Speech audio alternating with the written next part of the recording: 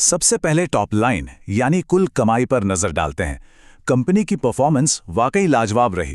पिछले साल इनका रेवेन्यू करीब 6,200 करोड़ रुपए था, जो अब साल दर साल के हिसाब से बढ़कर सीधे 17,600 करोड़ के पार हो गया है। मतलब रेवेन्यू लगभग 3 गुना हो गया है। पिछली तिमाही के 16,660 करोड़ के मुकाबले भी ये एक बहुत ही सॉलिड जंप है। लेकिन जो चीज सबसे ज्यादा चौंकाती है वो है बॉटम लाइन, टैक्स के बाद का शुद्ध मुनाफा। माना कि कंपनी के ऑपरेटिंग खर्चे भी बढ़कर 17,400 करोड़ रुपए हो गए हैं, लेकिन इसके बावजूद नेट प्रॉफिट में जो धमाका हुआ है ना, वो कमाल है। पिछली तिमाही में ये प्रॉफिट 102 करोड़ था, जो अब सीधा 174 करोड़ रुपए पहुंच गया है। तो सबसे काम की बात यह है कि मुनाफे का 39 करोड़ से 174 करोड़ रुपए तक का ये सफर कोई छोटी मोटी बात नहीं है। ये साल दर साल करीब 350% की भारी भरकम ग्रोथ है। 350%। सच कहूं तो यही वो स्पार्क था जिसने मार्केट में एकदम से इतनी तेज हलचल पैदा कर दी। और इस इनक्रेडिबल ग्रोथ का सीधा असर अर्निंग्स पर शेयर यानी ईपीएस पर दिख रहा है। जो आंकड़ा एक साल पहले सिर्फ 0.04 था, वो अब छलांग मारकर 0.19 हो गया है। एक इन्वेस्टर के नजरिए से सोचिए, यह साफ दिखा रहा है कि रिटर्न के मामले में कंपनी अब पूरे अग्रेसिव मोड में है। अब आप पक्का सोच रहे होंगे कि भाई इन शानदार नंबर्स के पीछे असल में है कौन? पहली नजर में तो कोई भी यही सोचेगा कि ये बस एक फूड डिलीवरी ऐप की सक्सेस स्टोरी है। लेकिन जैसे ही आप इसकी परतें हटाएंगे तो आपको एक बहुत ही बड़ा और कॉम्प्लेक्स कॉर्पोरेट स्ट्रक्चर नजर आएगा। सच तो ये है कि अब ये सिर्फ आपका ज़ोमैटो ऐप नहीं रहा। ये पूरी पेरेंट कंपनी अब आधिकारिक तौर पर एटर्नल लिमिटेड के नाम से एक बहुत बड़ा ग्रुप बन चुकी है। इसका दायरा सिर्फ खाना पहुंचाने से बहुत बहुत आगे निकल चुका है। इस इटर्नल लिमिटेड के स्ट्रक्चर को समझना बहुत जरूरी है। ये ग्रुप असल में 4 अलग अलग सब्सिडियरीज से मिलकर बना है: ज़ोमैटो, ब्लिंकिट, हाइपरप्योर और डिस्ट्रिक्ट। और इंटरेस्टिंग बात यह है कि हर एक सब्सिडियरी मार्केट में अपना एक बिल्कुल अलग रोल प्ले कर रही है। तो स्टॉक में आए इस तूफान को पूरी तरह से डिकोड करने के लिए हमें यह पता लगाना होगा कि इन चारों में से वो कौन सा इंजन है जो इतनी तूफानी ग्रोथ दे रहा है। मतलब इस पूरी ग्रुप का असली रेवेन्यू इंजन है कौन? अगर हम अलग अलग सेगमेंट की परफॉर्मेंस को ब्रेक डाउन करें तो तस्वीर कुछ ऐसी है। जो core Zomato food delivery business है, उसने 2000 करोड़ से 2,737 करोड़ रुपए तक की एक डिसेंट स्टेबल ग्रोथ दिखाई। वहीं गोइंग आउट सेगमेंट, जिसे डिस्ट्रिक्ट कहते हैं, वो 229 करोड़ से बढ़कर 277 करोड़ पर ही रहा। यह अभी भी थोड़ा छोटा है।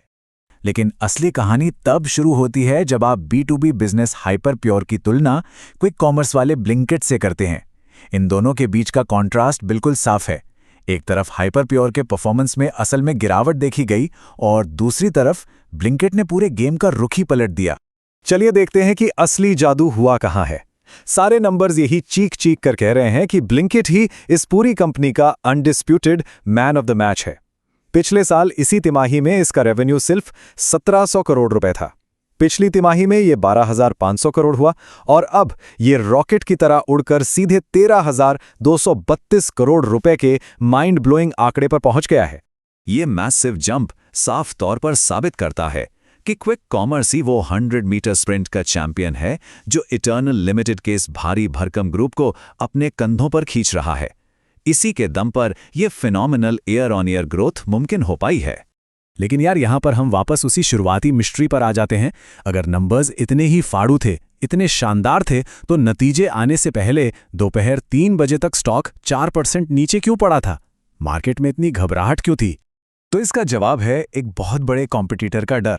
दरअसल ई कॉमर्स जायंट अमेज़न ने क्विक कॉमर्स स्पेस में एंट्री मारते हुए अनाउंस किया था कि वो 100 शहरों में अपना एक्सपेंशन करने वाले हैं। अब आप ही सोचिए, जब इतना बड़ा खिलाड़ी मैदान में उतरेगा तो मार्केट में पैनिक तो मचेगा ही ना।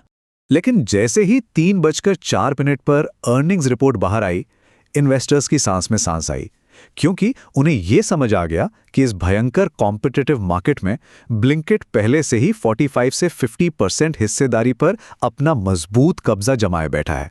ये कोई छोटा नंबर नहीं है। और ये दबदबा इसलिए भी इतना मायने रखता है क्योंकि हम एक ऐसे फ्यूचर ओरिएंटेड सेक्टर की बात कर रहे हैं जिसके 2030 तक $70 बिलियन के विशाल मार्केट में तब्दील होने का अनुमान है। इतने बड़े मौके वाले बाजार में इतनी तगड़ी स्ट्रैटेजिक लीडरशिप होना एक बहुत बड़ा एडवांटेज है। आज पीछे मुड़कर देखना काफी दिलचस्प लगता है याद है ना, जब मैनेजमेंट ने ब्लिंकिट जैसे कैश बर्निंग स्टार्टअप को खरीदा था तो उनकी कितनी भयंकर आलोचना हुई थी। लोगों ने कहा था पैसे बर्बाद हो रहे हैं। लेकिन आज इस स्टार्टअप ने जो रिटर्न्स दिए हैं उसने उन सभी आलोचकों को हमेशा के लिए खामोश कर दिया है। तो आज वो highly debated long term vision पूरी तरह से सही साबित हो चुका है। लेकिन अब जो सवाल हम सबको सोचना चाहिए वो ये है कि भविष्य के इस multi billion dollar quick delivery market पर आखिरकार ताज किसका होगा? क्या इटर्नल लिमिटेड का ये दबदबा ऐसे ही कायम रहेगा या फिर कोई नया खिलाड़ी गेम बदल